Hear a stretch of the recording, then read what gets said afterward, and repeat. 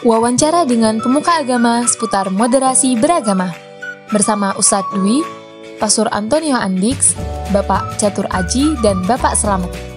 Indonesia adalah bangsa yang sangat majemuk. Hal ini terbukti dengan adanya berbagai macam bahasa, budaya, agama, dan suku yang hidup bersebelahan. Walaupun bukan negara berdasarkan agama tertentu, Indonesia merupakan negara yang agamis.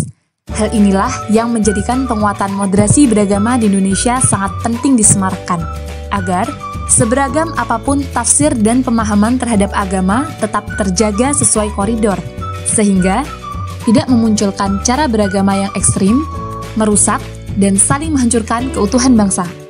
Di Lumajang, ada sebuah desa yang majemuk dan tentram. Ya, itu adalah Desa Tempur Sari, kampung indah yang dikelilingi bukit berselimut kabut.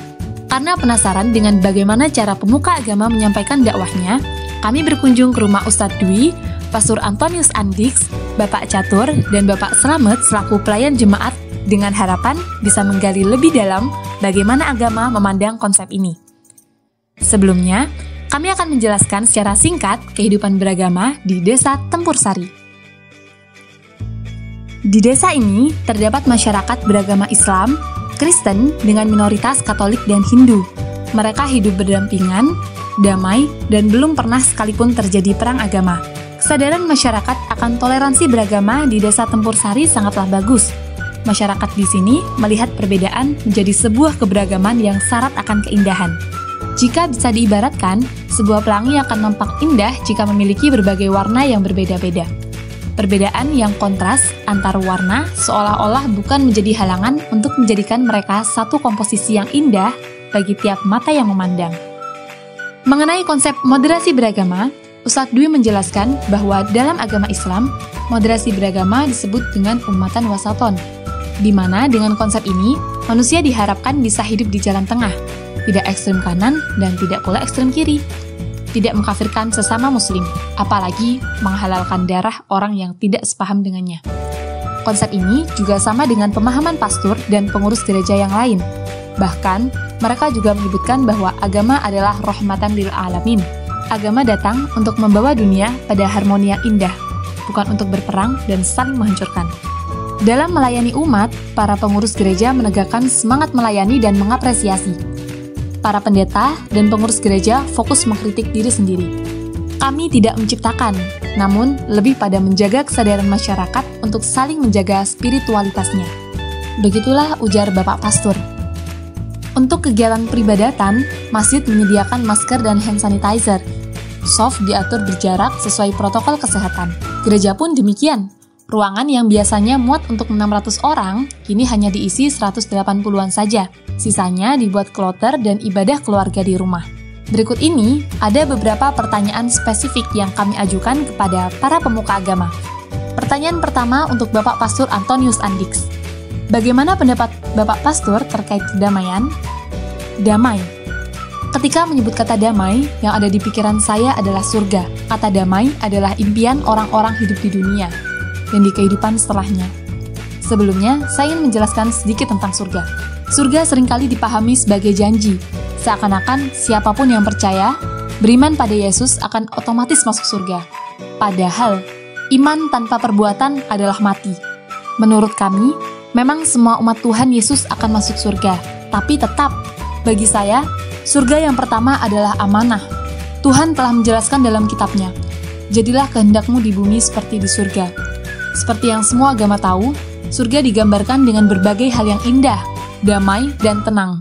Melalui ayat tersebut, Tuhan memberi amanah kepada manusia agar menjaga kestabilitasan dunia, menjadikan dunia sebagai miniatur surga, menebarkan kebaikan lintas golongan. Jangan bosan berbuat baik, karena setiap kebaikan, kepada siapapun, dimanapun, dan berapapun nominalnya adalah bernilai surgawi. Semua agama mengajarkan kebaikan, dan meskipun agama Islam dan Kristen di Tempur Sari tergolong sama-sama tua, namun secara historis, warisan spiritual Jawa lah yang lebih dulu membangun harmoni kehidupan. Sangat menyedihkan ketika agama dijadikan alat politik dan pedang dalam kepentingan sebagian kelompok saja. Seperti orang-orang yang hendak merubah ideologi negara, menciptakan tatanan baru kehidupan, dan ingin mensyuriahkan Indonesia. Semua agama adalah rahmatan lil alamin, menjadi rahmat bagi dunia. Bangunlah ikatan yang baik kepada Tuhan, manusia, alam, tumbuhan, dan hewan. Dan sesungguhnya, tokoh yang paling berpengaruh dalam menciptakan suasana seperti ini adalah tokoh agama. Maka dari itu, tokoh agama haruslah menatap segala sesuatu dengan cinta. Karena itulah, saya pun selalu menggaungkan kalimat, Uripe wong duwe agama iku kudu api-apian urip. Kasihilah Tuhan dengan segala budi. Kasihilah segala umat manusia seperti kamu mengasihi Tuhan. Jadi, kedamaian versi saya adalah ketika bisa berbuat baik kepada sesama makhluk Tuhan di muka bumi. Pertanyaan kedua diajukan kepada Bapak Catur Aji selaku pelayan jemaat. Bagaimana pendapat Bapak Catur tentang perbedaan? Perbedaan itu indah. Ibarat pelangi, jika warnanya hanya merah, dia tidak akan menakjubkan.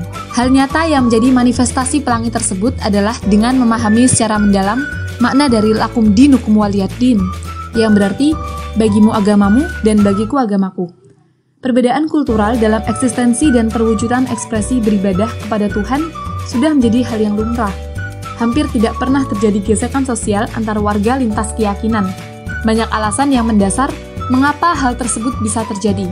Yang pertama adalah kesadaran masyarakat akan pentingnya among rasa satu sama lain. Among rasa sudah menjadi prinsip yang mengakar dalam hati, khususnya bagi masyarakat Jawa. Among rasa sendiri, jika diterjemahkan ke dalam bahasa Indonesia, berarti menjaga perasaan satu sama lain tanpa memandang perbedaan apapun. Lebih dari itu, among rasa bermakna mendukung, mengingatkan, dan atau memberikan perhatian penuh terhadap sesama dalam urusan sosial kemasyarakatan. Ingatlah, kejahatan yang merajalela saat ini bukan karena banyaknya orang jahat, tapi karena diamnya orang baik. Kita berjalan di jalan yang berbeda-beda, namun tujuannya sama. Dan kita butuh perbedaan itu. Jalankanlah agama tanpa harus mencederai sesama. Pertanyaan berikutnya diajukan oleh Bapak Slamet selaku pelayan jemaat, pemeluk agama Kristen setelah pernikahan. Bagaimana kesan Bapak Slamet selama berdakwah di Tempur Sari? Kerukunan dan toleransi masyarakat sangatlah terjaga. Saat hari raya dan Natal tiba, masyarakat saling bertamu dan memberi selamat.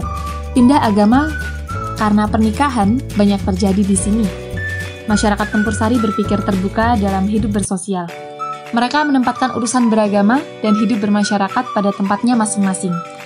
Namun, berbicara tentang simbol keagamaan, desa ini cukup asing dengan cadar, celana cingkrang, dan jenggot panjang.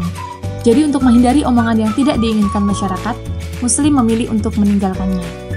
Pertanyaan terakhir kami kutip dari Ustadz Dwi selaku Takmir Masjid Aiman Fakihani. Sebagai pemuka agama, adakah pesan yang ingin Ustadz Dwi sampaikan kepada kami para generasi penerus dakwah Islam? Ambillah hati masyarakat. Sebesar apapun yang kalian sampaikan, apabila kalian tidak bisa mengambil hati mereka, kalian tidak akan didengar. Peka dalam bertindak sangatlah penting. Toleransi itu sangat baik, tapi fanatiklah kalian dalam beragama. Fanatik ke dalam. Dalami agamamu, tegakkan syariatmu. Ajarkan masyarakat untuk saling tolong-menolong dan melestarikan alam. Dan itulah hasil perbincangan kami dengan pemuka agama di Desa Tempur Sari. Semoga keberagaman Indonesia tidak menjadikan sekat di antara kita. Sebar cinta, kebaikan, dan perdamaian. Sampai jumpa!